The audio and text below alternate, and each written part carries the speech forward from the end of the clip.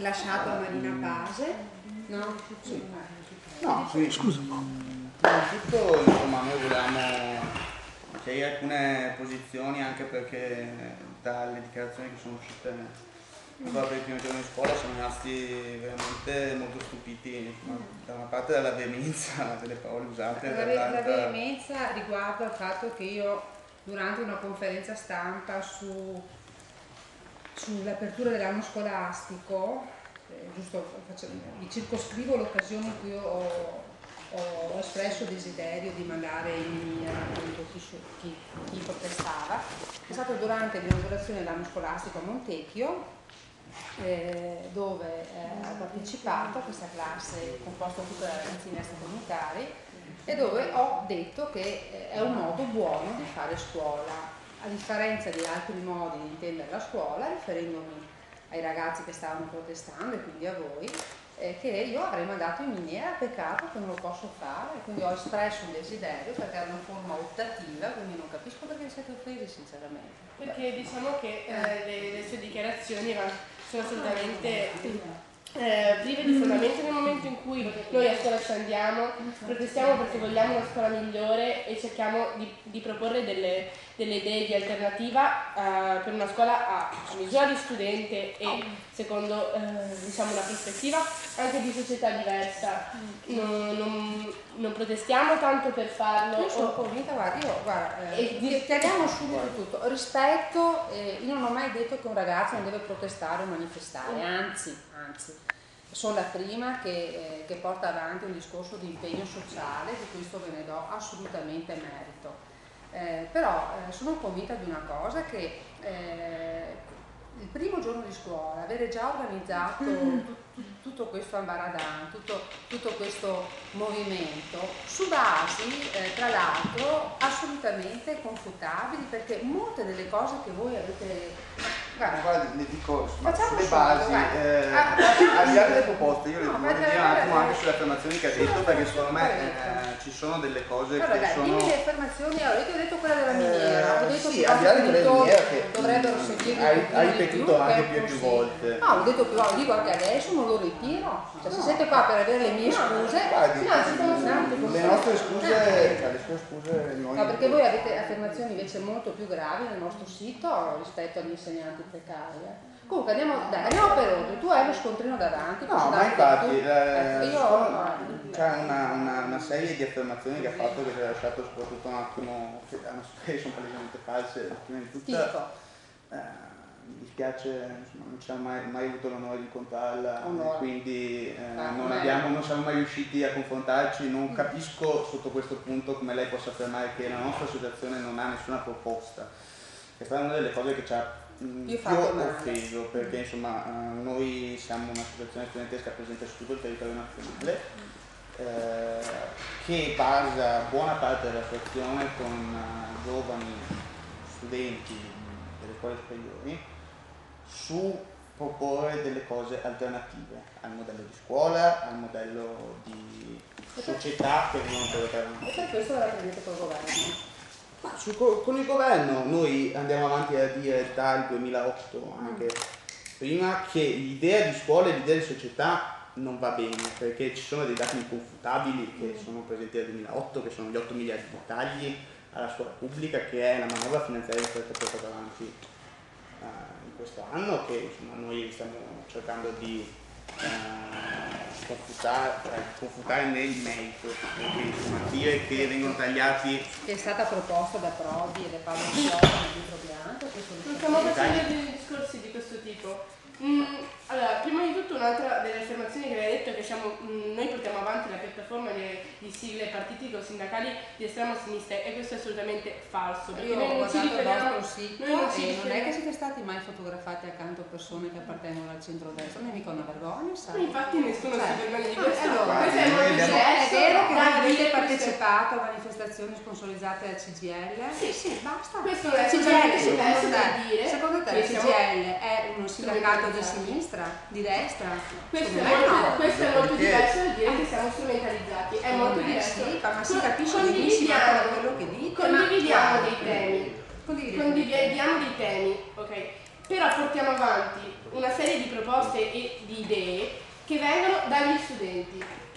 Per cui se lei attacca noi, attacca tutti quegli studenti che ogni giorno a scuola ci studiano, ci lavorano e ci lavorano perché ritorni uno spazio di toni dei elementi tu in questo momento che non credo siano opportuni, ma comunque continua.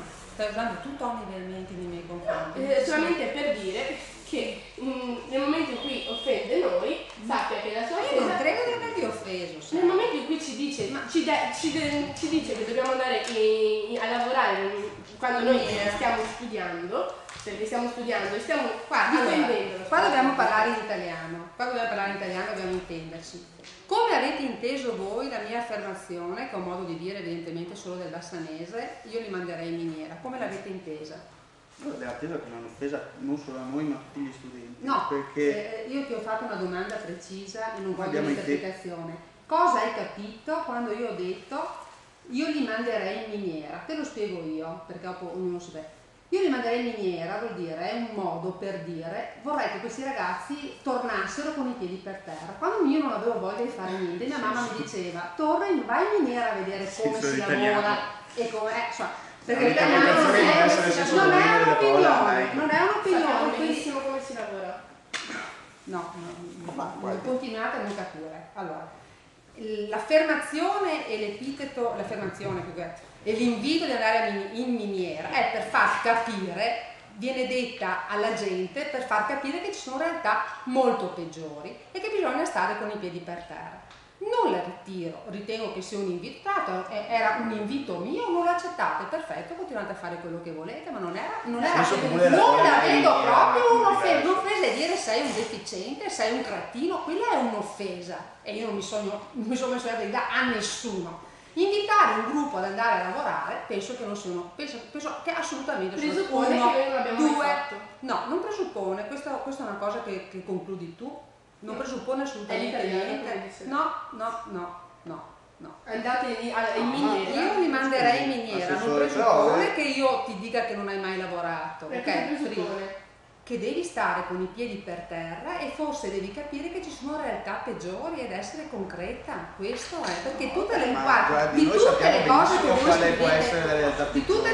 voi scrivete qua e della difesa che fate dei ragazzi, ti dico subito dove sbagliate, dove si capisce benissimo che siete strumentalizzati. Anche se voi dite di no. Allora, tutte queste proposte sono nate, lo faccio sapere, da una serie di iniziative che sono partite l'anno scorso in cui abbiamo fatto in Veneto più di 150 assemblee d'istituto, perché insomma il fatto che noi non ci impegniamo, cose del genere, noi abbiamo girato tutte le scuole, molte parti delle scuole del Veneto per fare delle assemblee direttamente con gli studenti e molte delle proposte che sono contenute in quei documenti, che tra le altre cose verranno presentate in una proposta completa e unitaria di scuola che vorremmo e di università che vorremmo. Perché molte cose sono cose che non c'entrano assolutamente né col governo né con la scuola, cioè sono cose che sono già in piena e dipendono dalla volontà dei singoli insegnanti. Dire che voi volete un biennio unitario, cioè già, dire che eliminare il sistema di suddivisione delle istruzioni secondarie, la riforma del sistema di valutazione, l'introduzione e l'inserimento dell'educazione civica dell'attualità, le dottrine spirituali, la riforma della didattica. Io cioè veramente sono rimasta allibita dal fatto, perché nei dipartimenti di lingue straniere si discute della logistica della didattica e dell'aula da tantissimi anni, ma a me insegnante non impedisce nessuno di mettere i banchi in forma circolare se lo voglio fare, capito? Perché per esempio sulla didattica è aggiornare tutti i programmi. Allora, i programmi non ci sono più, lo sai che non ci sono più i programmi, che si lavora per moduli, e chi è che non vuole lavorare per moduli? Proprio quegli insegnanti che sono abituati a fare la scuola per programmi. Chi è che li decide? No, non li decide nessuno, vedi, ci sono i saperi minimi decisi a livello ministeriale, ma un insegnante non è obbligato a spiegare Leopardi se non lo vuole fare, perché si lavora per moduli, quindi prima di scrivere certe cose dove vi fate ridere dietro, questo sì ve lo devo dire, no, perché per forza si capisce che voi vivete una scuola che non c'è più, evidentemente dovete parlare con i vostri insegnanti e dire ma scusa professoressa, ma è vero che tu puoi lavorare per moduli invece continui a lavorare con i programmi di 50 anni fa? Perché sappiamo benissimo che ci devono essere le indicazioni magistrali in merito. No, caro mio, non ci devono proprio, ci sono state con la riforma, con la questa riforma, con l'entrata dell'autonomia delle scuole, si è rivisto tutto l'assetto anche dei programmi. Allora, se vuoi te lo vai a vedere, c'è tutta la normativa e vedi che ogni scuola, l'unica libertà che ha l'insegnante riguarda la valutazione, che ha dei parametri precisi ma dopo fa capo all'insegnante, e l'organizzazione della sua didattica, che non lo decide il Ministero. Non lo decide il Ministero, quindi questa è la prima cosa. Il discorso della religione. Tu sai che non viene più insegnata religione a scuola e non si fa proselitismo e non si fa religione cattolica e c'è un programma definito i tuoi insegnanti di religione cattolica ti insegnano solo religione cattolica o fanno piuttosto storia delle religioni? Io so che ci sono dei professori che insegnano molto bene e anche all'interno della religione cattolica ci sono dei professori che ampliano la discussione. Se lei va a vedere il programma, perché per l'istituzione della religione cattolica c'è un programma che è stabilito anche per altre cose dal Vaticano. Quello lo decide l'Episcopato.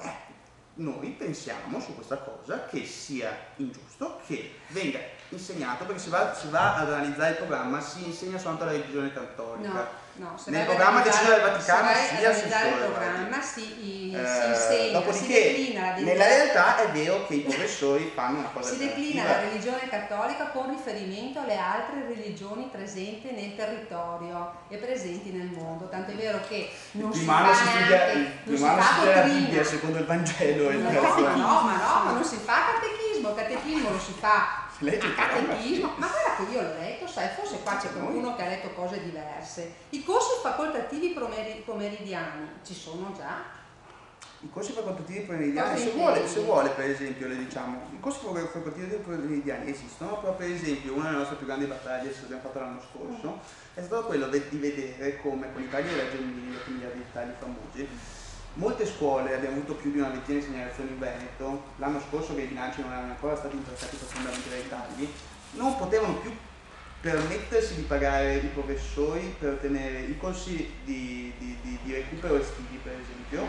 Quei corsi di recupero estivi che, come lei dovrebbe sapere, insomma, sono pagati dalla cassa della scuola e ci dovrebbero essere, grazie alla riforma che era stata fatta con il governo Prodi, un fondo stanziato dal Ministero per pagare questi insegnamenti. No, il fondo del Ministero con il Prodi non poteva esserci per pagare i corsi di recupero perché non erano ancora stati normalizzati. Il fondo di istituto c'è e va in base ad ogni tot soldi per tot studenti e serve per le attività questo fondo può benissimo chiedere alle varie scuole, non esiste più, non viene più. Il fondo di istituto non esiste. No, il fondo di istituto. Il fondo stanziato dal Ministero per pagare gli insegnanti dei corsi di formazione estivi. Guarda che era all'interno del fondo di istituto che prendevano questi soldi. Devono essere dei soldi in più, però nel momento il fondo di istituto è cosa a parte. Nel momento in cui è stato inserito il fatto che a settembre gli studenti dovevano supportare un esame per saldare la materia, in maniera contemporanea erano stati stanziati degli altri finanziamenti per pagare gli insegnanti che dovevano tenere dei corsi d'estate per questi ragazzi, perché giustamente il diritto allo studio vuole che gli studenti che hanno dei problemi possano comunque avere i mezzi per risolvere queste problematiche. Con il governo Prodi c'era un fondo in più al fondo di istituto per pagare gli insegnanti, perché non erano pagati con stipendio ministeriale, ma queste ore gli insegnanti erano pagati direttamente dalla scuola. Questo fondo non esiste più e noi abbiamo visto come l'anno scorso, per esempio, ci siano stati delle scuole che per pagare i corsi di recupero chiedevano dai 150 ai 200 euro a materia. È successo a Rossi con Vicenza, è successo tu mi dici una cosa assolutamente nuova, perché io ho un esempio in casa, mia figlia ha frequentato il corso di recupero e non ha speso niente.